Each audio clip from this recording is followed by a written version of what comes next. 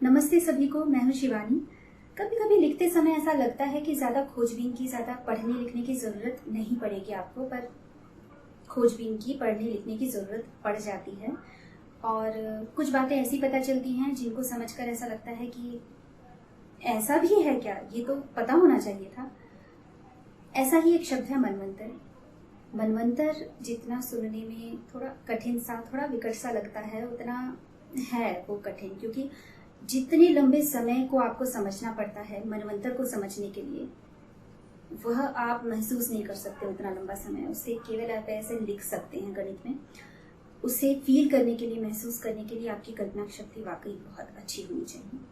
तो मैं कोशिश करती हूँ आपको मनवंतर के बारे में कुछ बताने के लिए। तो हम सब जानते हैं कि 4 युग होते हैं, सतयुग, त्रेता युग, द्वापर युग और कलयुग। इन चारों युगों को मिलाकर बनता है एक महायुग या एक चतुर्युग। और एक चतुर्युग का समय लगभग होता है 43,20,000 मानव वर्षों के बराबर। 43,20,000 मतलब 43,20,000 ह्यूमन ईयर्स। 71 बार जब चतुर्युग बीतते हैं तो वो बनाता है एक मनवंतर। और जब 14 मनवंतर बीतते हैं तो वो बनाता है एक ब्रह्म दिवस। अब ब्रह्मांड के भी जब 360 दिन पूरे हो जाते हैं तो वो बनाता है ब्रह्मांड का एक साल, एक वर्ष। और ब्रह्मांड की आयु लगभग बताई गई है 100 वर्षों की। अब वेदों और पुराणों की पुरानी जानकारी से हमें ये लग जाता है कि हम 51वें वर्ष में हैं, ब्रह्मांड के 51वें वर्ष के पहले दिन में।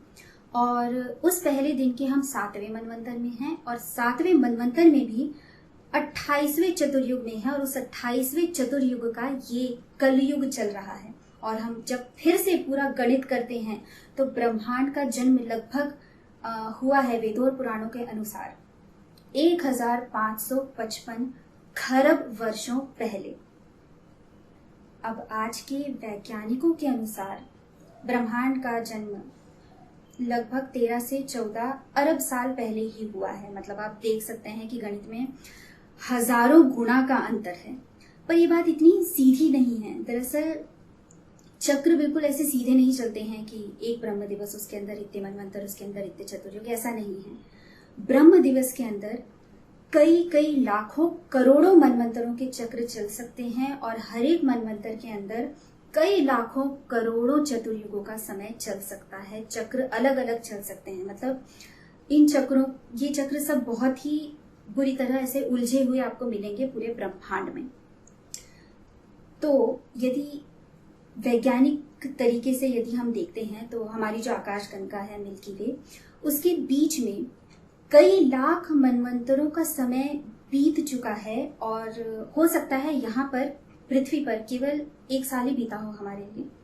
और ऐसा होता भी है क्योंकि गुरुत्वाकर्षण, गति, समय, स्थान, ये सब आपस में बहुत बहुत अच्छी तरह मिले हुए हैं, गुथे हुए हैं, एक दूसरे से जुड़े हुए हैं।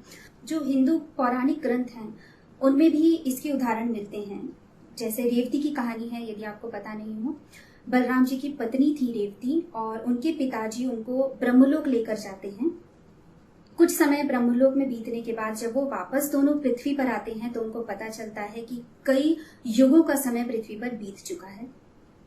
अब केवल हिंदू पौराणिक ग्रंथ ही इकलौती, मतलब ऐसी सभ्यता के ग्रंथ हैं, सबसे पुरानी ऐसी सभ्यता के ग्रंथ हैं जिसमें आज जो वैज्ञानिक जिस प्रकार से गणित करते हैं, जिस प्रकार के अपने कैलकुलेशंस करते हैं, उससे भी कई गुना ज्यादा बड़े बड़े कैलकुलेशंस, उससे भी कई गुना ज्यादा बड़े बड़े समय अंतराल आपको हिंदू पौराणिक ग्रंथों के अंदर मिलेंगे।